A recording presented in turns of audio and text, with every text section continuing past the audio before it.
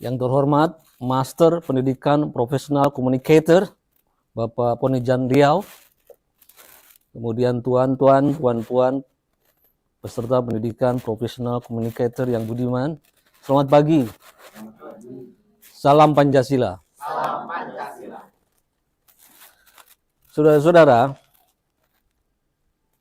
anugerah terdahsyat dalam hidup kita sebagai pribadi dan sebagai bangsa adalah ketika kita bisa menemukan rumah yang indah sekaligus rumah yang bahagia.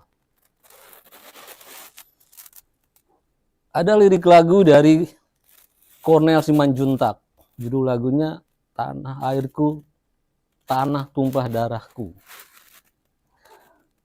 Berbunyinya begini: tanah tumpah darahku yang suci mulia, indah dan permai bagaikan intan permata. Jadi dia melukiskan Indonesia itu indah permai bagaikan intan permata. Jadi itu rumah yang sangat indah. Di sisi lain ada bapak pendiri bangsa kita namanya Muhammad Hatta. Ketika para pendiri bangsa bertemu di BPUPK PPKI tahun 45 dan mereka saling bertanya satu sama lain, apa yang kita kehendaki dengan membentuk negara ini, di mana segala keragaman ada wakilnya di BPUPK itu. Tentu banyak jawabannya, tapi Bung Hatta mengatakan begini: aku ingin membangun negara di mana semua orang merasa bahagia di dalamnya. Nah, sekarang tentang Indonesia rumah yang indah itu tampaknya bukan lagi isapan jempol.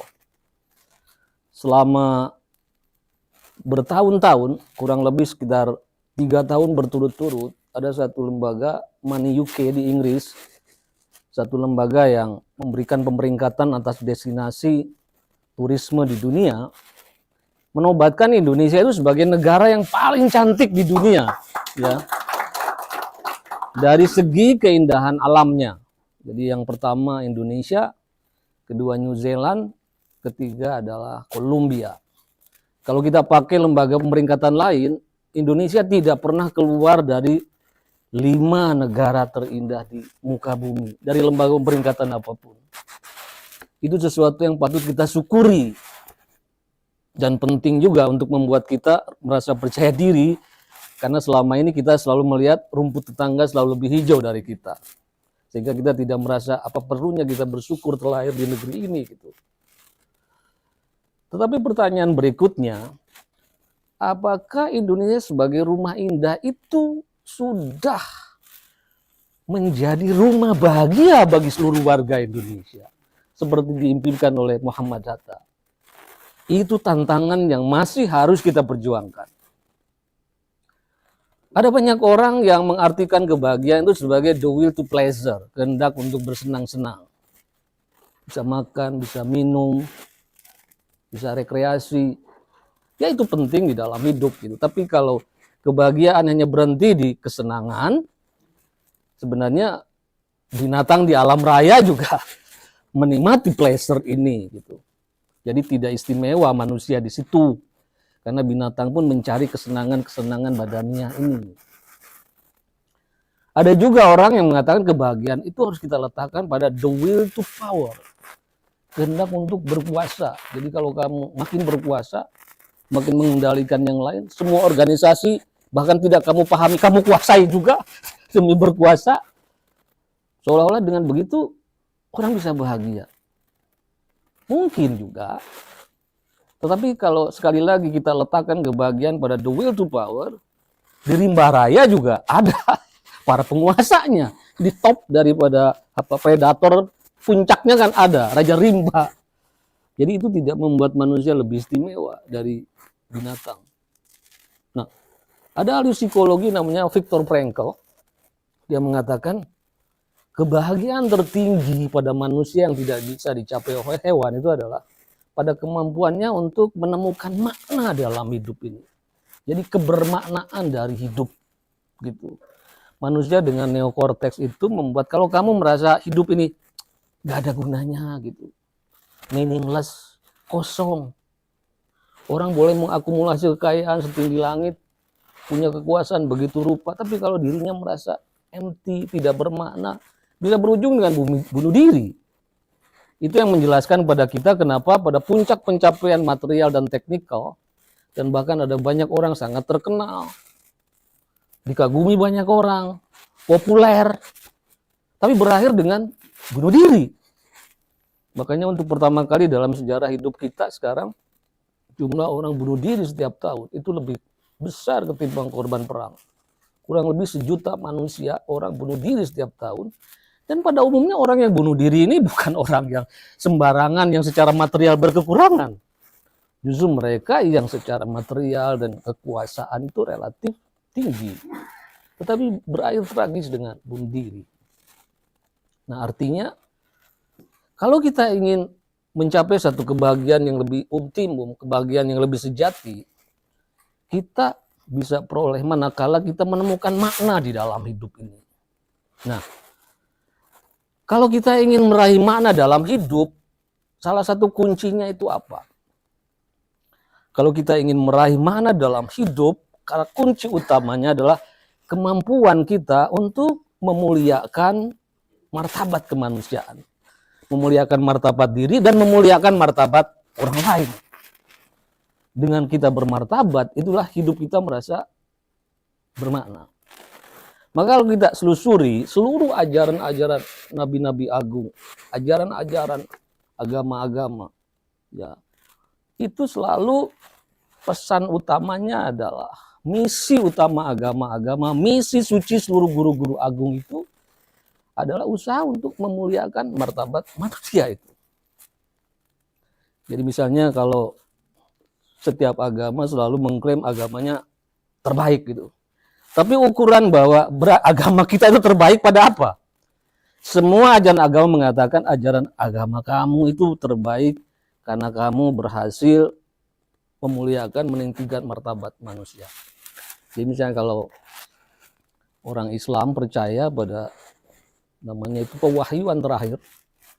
Jadi pewahyuan terakhir, jadi ayat terakhir di dalam urutan-urutan pewahyuan kitab suci Al-Quran itu berakhir namanya di Padang Arafah, yang sekarang menjadi prosesi haji setiap tahun bagi orang Islam. Kalau tidak ikut berkumpul di Padang Arafah, hajinya tidak sah gitu.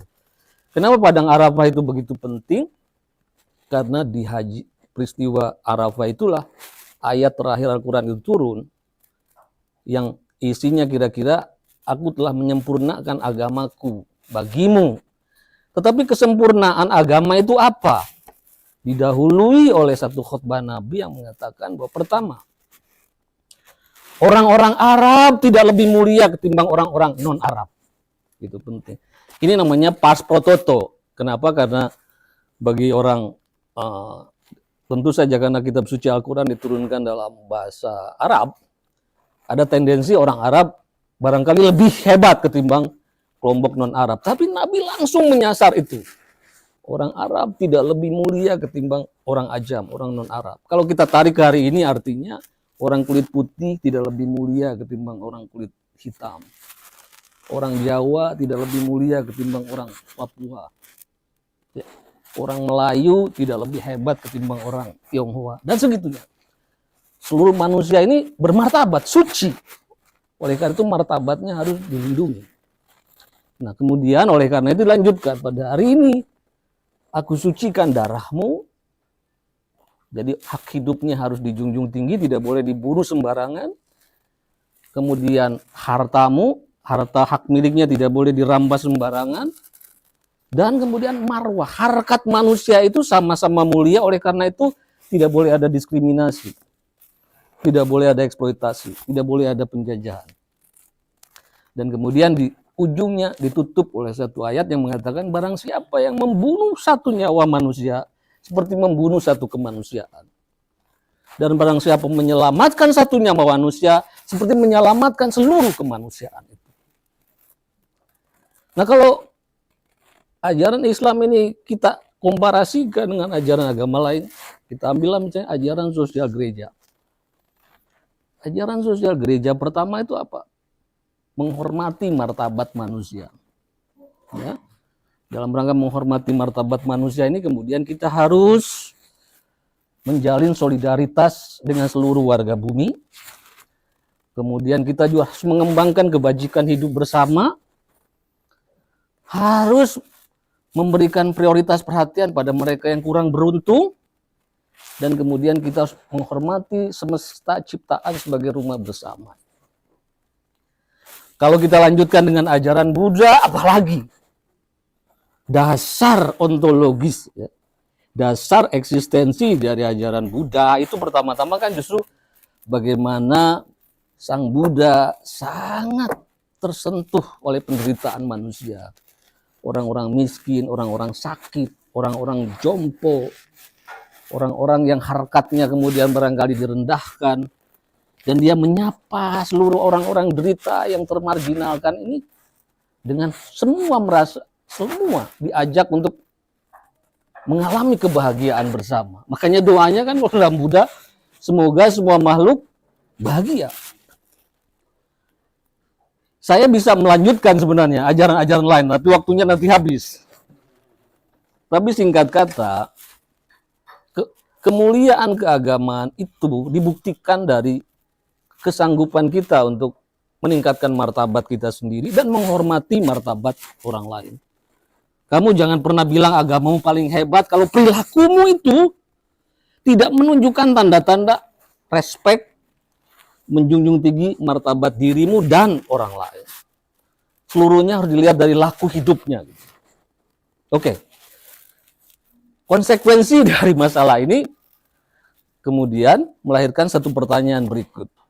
Nah, kalau kita ingin meningkatkan martabat manusia itu, bagaimana caranya? Bagaimana filosofinya? Nah, secara tak terduga, setelah saya melakukan pencarian ke sana kemari, saya baca literatur filsafat dari manapun, pada ujungnya ternyata ajaran filsafat yang berbicara tentang bagaimana kita meningkatkan martabat manusia itu ada di dalam falsafah pandangan dunia bangsa Indonesia yang terkristalisasi di dalam namanya Pancasila. Dan ajaran Pancasila ini adalah kristalisasi dari seluruh ajaran agama, ajaran kebajikan, ajaran kearifan. Pertama, Pancasila punya keyakinan bahwa kalau kita ingin meninggikan martabat manusia, maka kita harus lihat dasar kodrat dari manusia itu apa. Dan di atas dasar kodrat manusia ini, kita harus mampu menjaga keseimbangan dalam pemenuhan seluruh karakteristik yang membuat manusia itu bisa dipandang sebagai manusia yang bermartabat. Pertama, manusia ini adalah perpaduan dari makhluk yang sifatnya jasmania, tapi sekaligus makhluk yang sifatnya rohania. Jadi manusia ini kan rohani yang menjasmani. Oleh karena itu kalau kita ingin memperjuangkan kemartabatan manusia, pertama kebutuhan biologis jasmania manusia itu harus dipenuhi. Dan ini pidato Anda mengatakan kita itu harus kaya. Kaya secara dalam arti kemampuan kita memenuhi kebutuhan jasmania. Kenapa? Karena kalau kita mengalami stunting, gizi buruk, hidup di dalam kemiskinan, tidak mungkin kemanusiaan kita ini bisa tumbuh optimal. Ya. Oleh karena itu kita harus punya solidaritas terhadap orang-orang yang terempas dan terputus ini. Karena kalau mereka stunting, gizi buruk, karena kemiskinannya tidak mampu mengembangkan pendidikan, kesehatannya bermasalah, itu tidak mungkin tumbuh optimum sebagai manusia yang bermartabat. Oke. Tapi kedua, kita juga melihat banyak orang yang berkelimpahan secara material dan banyak negara yang GDP-nya tinggi, income per kapitanya tinggi, tapi mengalami satu kehidupan yang sangat nestapa tadi. Mengalami stres, depresi, obsesi belanja, mencari yang tidak pernah ada kata putusnya, mencari sesuatu yang tidak jelas apa yang dia mau, dan ujungnya adalah kegelapan, ya. Mengalami duka kalau dalam ajaran Buddha karena melekat pada sesuatu yang tidak pernah tuntas. terus-menerus di bawah bayang-bayang keinginan yang nggak bertepi, yang berujung pada bunuh diri gitu. Nah, oleh karena itu untuk bermartabat manusia juga perlu menyehatkan dimensi rohaninya. Nah, di dalam salah satu kita menyehatkan dimensi rohaninya itu adalah bahwa ada sesuatu yang di atas, yang transenden, yang mengatasi kita semua. Dan bahwa hidup ini seringkali manusia itu jebakannya ini sering mengabsolutkan hal-hal yang sifatnya relatif atau melanggengkan hal-hal yang sifatnya dimensinya pendek. Jadi misalnya jebakan terbesar bagi kerohanian manusia itu kalau manusia itu melanggengkan hal-hal yang sifatnya relatif. Jadi misalnya kekuasaannya ingin diperpanjang terus, gak ada habis-habisnya.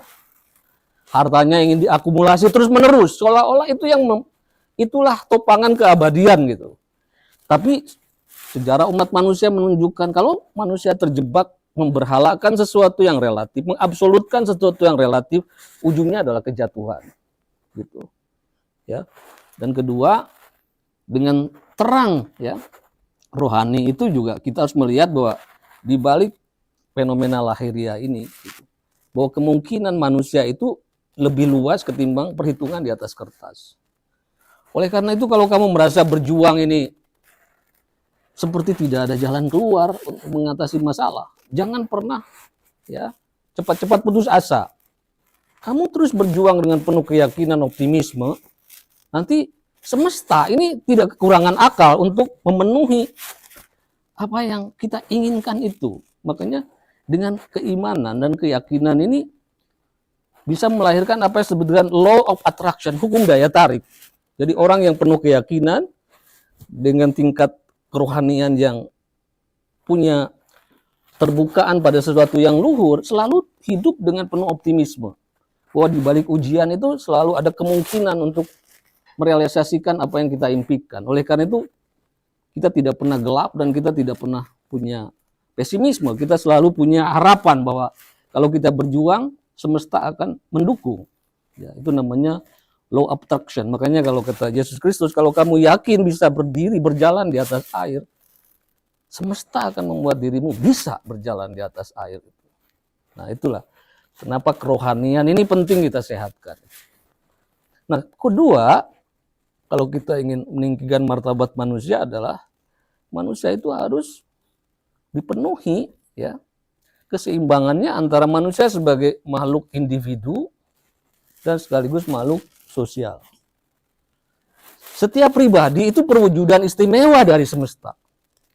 Oleh karena itu tidak ada manusia yang tercipta sia-sia. Semua kita ini adalah survivor yang luar biasa. Artinya apa? Pertama, bahwa kita sudah hidup saja, itu peluang dari begitu banyak sperma yang tumpah dan cuma sedikit yang bisa berbuah jadi manusia. Jadi kita ini survivor yang hebat. Gitu. Setiap manusia yang jadi hidup itu adalah survivor yang hebat, istimewa, dan diberikan Tuhan kekhasan istimewaannya masing-masing. Ada orang yang punya bawaan kodrat hebat di dalam mathematical intelligence-nya, bisa jadi saintis, bisa jadi teknolog. Tapi kalau kalian rendah matematik, dunia belum kiamat. Barangkali punya verbal intelligence, kemampuan berbahasa, berkomunikasi yang hebat, seperti Papo. Kalau itu nggak punya, mungkin Anda punya kemampuan ketangkasan tubuh, kinestetik intelligence, berakhir dengan Lionel Messi, dan lain-lain. Nah, oleh karena itu, kalau kita ingin martabat, sadari apa potensi dirimu, dan jadilah versi terbaik dari dirimu. Karena setiap orang punya jalan dan moral purpose-nya masing-masing. Tapi keistimewaan pribadi itu jangan sampai membawa chaos bagi kebersamaan. Keistimewaan pribadi itu harus membangun harmoni bagi kebersamaan. Kenapa? Karena pribadi baik hanya akan tumbuh optimal di dalam lingkungan kehidupan bersama yang baik. Pribadi baik yang tumbuh dalam kehidupan negara yang buruk bisa jadi ikut buruk gitu. Itu yang menjelaskan kenapa kalau pencapaian pribadi-pribadi, anak-anak Indonesia itu kan banyak yang jenius dan bisa lomba di berbagai ajang kompetisi internasional, robotik apa gitu. Tapi begitu pulang ke tanah airnya, jenius-jenius ini tidak menemukan ruang kolektif yang kondusif untuk mengembangkan dirinya sehingga layu sebelum berkembang. Nah, oleh karena itu, maka setiap pribadi harus punya tanggung jawab bagaimana membentuk kehidupan bangsa negara ini baik. Dan untuk itu kita harus mengerti apa kewajiban kita sebagai warga negara. Ya, kita harus mematuhi hukum dan peraturan-peraturan yang lain. Kita juga harus mengemban civic duty, kewajiban kewargaan negara kita. Kita harus respect terhadap konsensus-konsensus bersama, terhadap lambang-lambang bersama, terhadap common purpose kita bersama, tujuan kita bersama. Kita harus punya komitmen di sana. Karena supaya pribadi baik, hidup di dalam satu lingkungan kolektif yang baik. Jangan merasa aku sukses sebagai pebisnis seolah-olah hanya karena achievement pribadi. Tidak. Kalau jalanan buruk, lingkungan usaha kita penuh dengan polarisasi, penuh dengan saling tidak percaya, pasti usaha kita juga tidak sehat. Oke. Nah, yang berikutnya adalah poros ketiga, kalau kita ingin bermartabat, manusia itu adalah makhluk universal, tapi juga ada dimensi kekhususannya, partikularitasnya. Pertama, manusia itu ada dimensi universalnya. Jadi apapun warna kulit kita, kalau kita black itu darah kita sama merah, tulang kita sama putih. Dan siapapun kalau dicubit, pasti sakit. Itu universal. Nah, oleh karena itu, apapun perbedaan kita, pada ujungnya kita tuh semua adalah sama-sama manusia. Kalau kamu dicintai itu suka, kamu harus mencintai yang lain. Kalau kamu ditindas itu tidak suka, kamu tidak boleh menindas yang lain. Itu dasar universalitas. Tetapi saat yang sama, karena manusia itu selama ada tubuh, kita perlu ruang dan waktu. Kita kan bukan seperti geni atau makhluk gaib gitu, tidak perlu ruang. Kita perlu ruang. Dan ruang di mana kita hidup itu dari 8 miliar manusia itu beda-beda. Ada orang yang hidup di padang pasir, ada orang yang hidup di savana, ada yang hidup di kepulauan hijau. Dan manusia harus merespon tantangan lingkungan ini. Beda dengan binatang yang cuma secara naluriah langsung secara instingtif berevolusi sesuai dengan tarikan alam. Tapi manusia bukannya mengikuti tarikan alam, hukum alam, bisa memodifikasi alam. Jadi misalnya dengan 8 miliar manusia ini kita tidak bisa lagi untuk memenuhi kebutuhan pangan hanya bergantung pada lahan-lahan pertanian yang luas. Karena space kita kan makin terbatas. Manusia oleh karena itu mengatasi tantangannya bisa melahirkan teknologi, budidaya baru. Ya, jadi dengan itulah muncul kekhasan-kekhasan. Karena tantangan ruangnya beda, kita melahirkan budaya-budaya yang berbeda. Itu yang pertama. Kedua, manusia itu pada dasarnya sebagai makhluk sosial. Ya. Sebagai makhluk sosial, memang selalu ingin mengembangkan pergaulan. Tetapi ada juga bawaan kodrat manusia. Manusia itu pertama-tama akan mengembangkan pergaulan kepada orang lain yang dianggap memiliki kesamaan.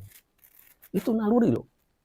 Manusia itu pertama-tama akan lebih merasa aman kalau mengembangkan pergaulan kepada orang lain yang memiliki kesamaan. Kesamaan warna kulit, kesamaan agama, kesagaman identitas lain. Terhadap orang lain yang dianggap asing, manusia itu punya kecenderungan pertama-tama mengembangkan prasangka, curiga, dan xenofobik. Nah, dan katanya begini, meskipun masyarakat manusia itu pada dasarnya berbagi banyak kesamaan karena saling meminjam, saling belajar elemen-elemen budaya gitu. Jadi misalnya Sunda dan Jawa gitu ya, itu 98% lebih banyak kesamaannya gitu. Paling sekitar 2% gitu bedanya. Tapi manusia cenderung mendefinisikan dirinya, identitasnya itu dari sesuatu apa yang membuat beda dari yang lain gitu. Jadi misalnya kalau saya lihat, apa sih golongan Tionghoa itu? Golongan Tionghoa adalah mereka yang makannya pakai chopstick gitu. Jadi yang begitunya. Jepang itu apa? Jepang adalah mereka yang pakai kimono gitu. Jadi katanya kalau ada yang disebut dengan identitas nasional, inilah hasil dari kecenderungan ini. Namanya skismogenesis. Jadi misalnya Apa itu budaya Inggris? Budaya Inggris terbentuk karena sebisa mungkin dicari-cari harus berbeda dengan Prancis gitu. Apa itu budaya Prancis? Budaya Prancis terbentuk karena sebisa mungkin harus beda dengan Jerman gitu.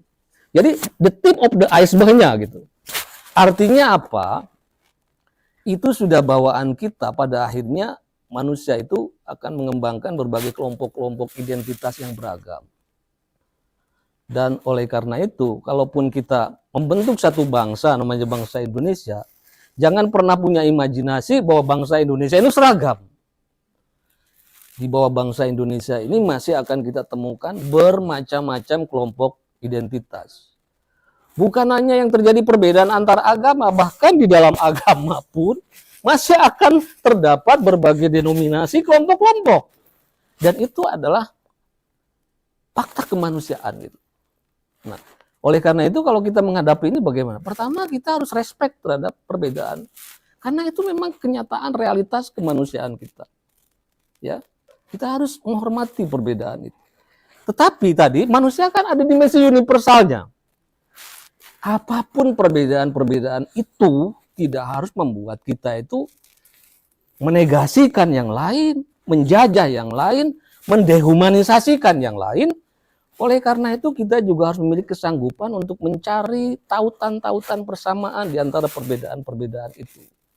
Jadi di balik penghormatan perbedaan, kita juga tidak boleh berhenti hanya pada perbedaannya. Kita harus selalu mengupayakan titik-titik temu, titik-titik persamaan antar keragaman itu.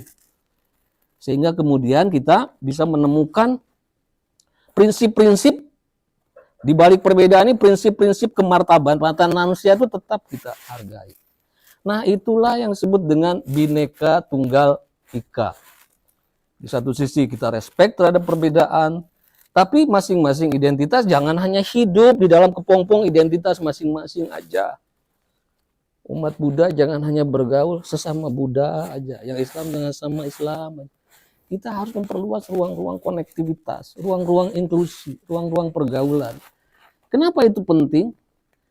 Karena tadi ya, lama-lama kalau kita bisa bergaul dengan segala keragaman, kelompok yang tadinya dianggap asing, lama-lama jadi familiar gitu. Makanya kan peribahasa Indonesia mengatakan kalau tak kenal maka tak sayang. Ini bukan hanya soal teori, ini sudah saya alami sendiri. Ya. Bahwa sekarang saya nyaman bisa berhubungan, bersahabat dengan teman-teman non-Islam, non-Sunda, banyak teman-teman saya di kelompok Tionghoa, itu lewat pergulatan panjang, lewat proses perjumpaan, pengenalan, yang lama-lama ternyata, oh di balik stigma-stigma itu, manusia itu kalau benar-benar manusia, ya ada moralitasnya, ada kebajikannya gitu. Sehingga lama-lama itulah yang menautkan, kita menghormati perbedaan di antara kita, tapi kita tegak lurus dan prinsip kita harus selalu meninggikan martabat manusia, menghormati martabat manusia. Dengan itulah kita bisa menjadikan Indonesia sebagai rumah indah sekaligus bahagia. Terima kasih, salam Pancasila.